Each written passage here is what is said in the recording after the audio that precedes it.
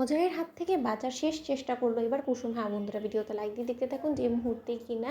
অজয়ের বাবা মা সেজে আসা সেই মহিলা এবং সেই লোকটার মুখ থেকে সকল সত্যটা জানতে পেরে যায় এবং কুসুমের সামনে বিপদ এই কথা জানতে পেরে যাওয়া মাত্রই যখন আয়ুষ বলতে থাকে যে আর এক মুহূর্ত অপেক্ষা করা যাবে না, ঈশান আমাদেরকে যে করে হোক না কেন কুসুমকে বাঁচাতে হবে। অন্যদিকে যখন আয়ুষ বলতে থাকে যে তার আগে আমি বরঞ্চ কুসুমকে একবার সাবধান করে দিই, ফোন করে যে ও যাতে অজয়ের থেকে একটু দূরে থাকার চেষ্টা করে, ততক্ষণে আমরা ওর কাছে পৌঁছে গিয়ে ওকে বাঁচিয়ে আনতে পারবো অন্তত। অন্যদিকে এই কথা বলা মাত্রই যখন অবশেষে গাড়িতে থাকাকালীনই কুসুমকে বারবার করে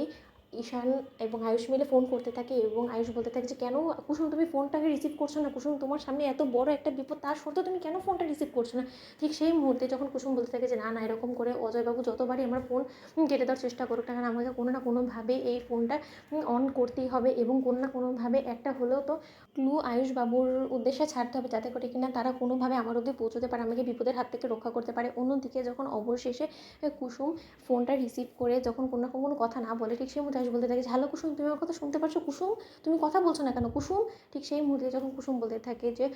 অজয়বাবু আপনি আমাকে যেখানেই নিয়ে যাওয়ার চেষ্টা করেন না কেন, আপনার উদ্দেশ্য কোনো মতে আপনি সফল হবে না এবং আপনি আমার যতই ক্ষতি করার চেষ্টা করুন না কেন, স্বয়ং আমার মাথার উপরে ঈশ্বর আছে এবং আমার দেবী মায়ের আশীর্বাদ আমার উপর সঙ্গে আছে এবং আমি জানি খুব ভালো করে যে দেবী মায়ের আশীর্বাদ থাকাকালীন কেউ আমার কোনো ক্ষতি করতে পারবে না। অন্যদিকে যখন অজয় বলতে থাকে যে আগে তোমাকে আমি আমার ঢেলে নিয়ে যাই, তারপর তো তুমি দেখবে যে তোমার কী হাল আমি করি, তুমি তো রীতিমতো কথা বলার অবস্থাতেই থাকবে না, তোমাকে আমি ভোগ করে রীতিমতো তোমাকে মেরে আমি জাস্ট তোমাকে গুম করে দেবো, যাতে করে কিনা কেউ তোমার লাশ অব্দি না খুঁজে পায় কুসুম। ঠিক সেই মুহূর্তেই যখন আয়ুষ বলতে থাকে যে অফিসার এক্ষুনি অফিসারকে কল কর, ঈশান কোনোভাবে আমাদেরকে এই লোকেশনটা ট্রেস করতে হবে এবং এই লোকেশনটা ট্রেস করি আমরা কোনোভাবে কুসুম অব্দি পৌঁছতে পারবো, কারণ কুসুম হয়তো বা ইচ্ছাকৃতভাবে ফোনটা অন করে রেখেছে যাতে করে কিনা ও এই মুহূর্তে কোথায় আছে সেটা আমরা জানতে পারি এবং ও আমাদেরকে এতটুকু একটা ক্লু দিয়েছে। অন্যদিকে কথা বলা মাত্রই যখন অবশেষে পুলিশ অফিসাররা কুসুমের লোকেশনটা ট্র্যাক করে ফেলে এবং কুসুমকে বাঁচানোর জন্য যখন আয়ুষ এবং ঈশান মিলে দৌড়ে ছুটে যায়, ঠিক সেই মুহূর্তেই যখন অজয় কুসুমকে গাড়ি থেকে নামিয়ে বলতে থাকে যে নামো কুসুম ডার্লিং, এবার তো তোমার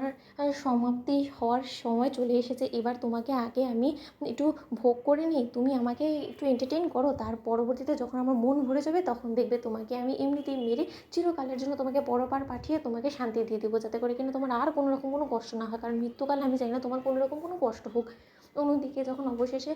অজয় নিজের ডেরায় নিয়ে কুসুমকে আটকে রাখে এবং কুসুমের সঙ্গে জোর জবরদস্তি করার চেষ্টা করতে থাকে, ঠিক সেই মুহূর্তে কুসুম বলতে থাকে যে আমি যে ক্লুটা আয়ুষবাবুকে দেওয়ার চেষ্টা করলাম আদৌকে আয়ুষবাবু বুঝতে পেরেছে, আয়ুষবাবুর অবধি কি আমার আওয়াজটা পৌঁছেছে। অন্যদিকে যখন অজয় কুসুমের দিকে তেড়ে যায় এবং অজয় যখন কুসুমের গায়ে হাত দেওয়ার চেষ্টা করতে থাকে, ঠিক সেই মুহূর্তে কুসুম বলতে থাকে যে খবরদার অজয়বাবু, আপনি কিন্তু এবার আপনার মাত্রা ছাড়িয়ে যাচ্ছেন, আমারও কিন্তু ধৈর্যের একটা লিমিট আছে এবং আপনি যদি কোনোভাবে আমার সঙ্গে জোর জবরদস্তি করার চেষ্টা করেন বা আমার গায়ে হাত দেন তাহলে কিন্তু আমার থেকে খারাপ কেউ হবে না, আমি কিন্তু আপনাকে মেরে ফেলে দেবো এখানে, আমি বলে রাখলাম। তো বন্ধুরা লাইক এবং শেয়ার করে সাবস্ক্রাইব করুন।